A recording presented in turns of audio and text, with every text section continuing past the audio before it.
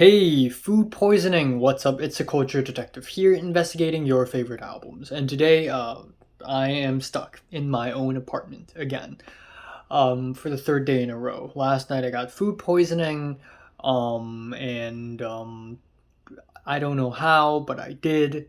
I'm feeling better now, but obviously I wasn't able to pack and I'm not able to move to my new apartment today. Also, at the same time, my property manager isn't responding to me, so even if I don't have the food poisoning, I will not be able to move into my new apartment regardless, which means I'm stuck in my own apartment, and which means I have more time to film reviews now because I have no idea what else am I gonna do with my life at this point. So I guess I'm just going to do an album review from the new Mach-Hommy album, hashtag RICHAXXHAITIAN. So yeah, I actually wanted to review this like a couple weeks ago, but again, I've been postponing videos left and right. Mach-Hommy is a rapper from Haiti, from Port-au-Prince in Haiti. And a couple years, maybe a few years ago, I talked about Pray for Haiti a little bit. I thought the album has some great production, but it didn't really wow me or anything. But I think the new Mach-Hommy album really saw him come to his own, conceptually, instrumentally, and it is easily the best album from him thus far. And despite Mach-Hommy's elusiveness and ambiguity, I mean, the dude keeps his lyrics from Genius.com, he still sounds very mainstream, with a lot of abstract rap and jazz rap being so accessible. But despite sounding accessible and hooky, there's something very pristine and lush about his music. Listening to this album reminds me a lot of West Side Gun, for example. So I'm just gonna quickly go over every single track. Antinomisia is dusty, low-key, has some drony, persistent keyboards and relentless bars, a really great tone setter for the album. Political, one of my highlights of the album. The production is great. It's so grainy, nasty. On this track, he also raps about monetary funds and the attack on Gaza. And instrumentally, it's fantastic. It has air horns, and the track sort of ends off on this beautiful piano lo-fi thing that just sounds so pristine. It's amazing. Sonja features some cool jazzy pianos. Lyrically, he dishes against alpha males, which is hilarious. Pardon has the grimy muffled pianos, but instrumentally it runs a little bit thin.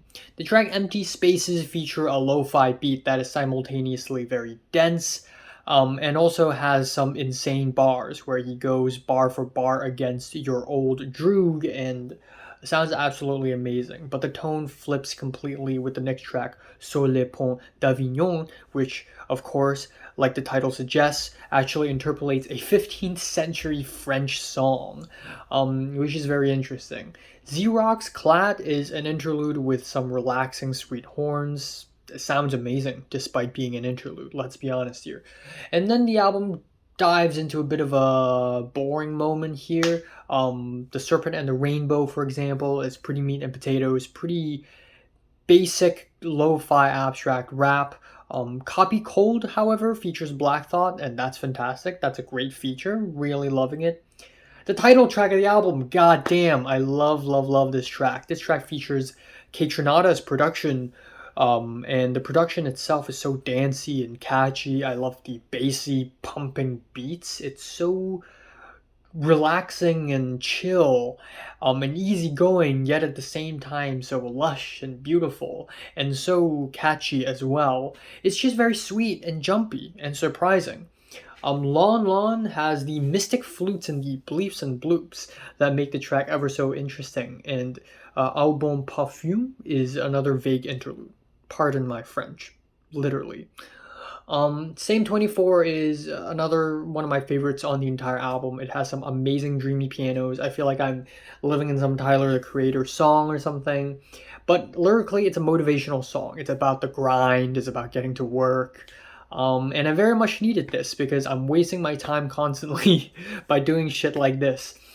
Guggenheim June is another loose, dusty, abstract track with some spacey percussion hits, and the album ends off with Holy underscore, which is a solid ending. It's easygoing, and it has some soulful production from who I believe to be Conductor. We have a problem here, Conductor Williams.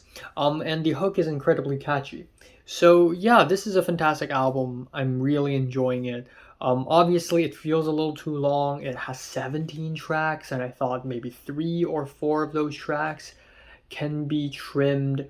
And it would have been better, more tight paced that way. But overall, this is a fantastic rap album and one of my favorites of the year thus far. I'm giving the new Mach-Hommy album, hashtag Rich Ass Haitian, a light 8 out of 10. So have you listened to the new Mach-Hommy album? Comments below, let me know if you want more, and thanks for watching. So many more albums to review. Joey Valence and Bray also rate. Bring Me the Horizon, maybe. Hardy has a new album. No Worries. Imagine Dragons is releasing a new album. Like yesterday they released it, so I'm excited to check that one out. So yeah, that's it. That's all. Adieu.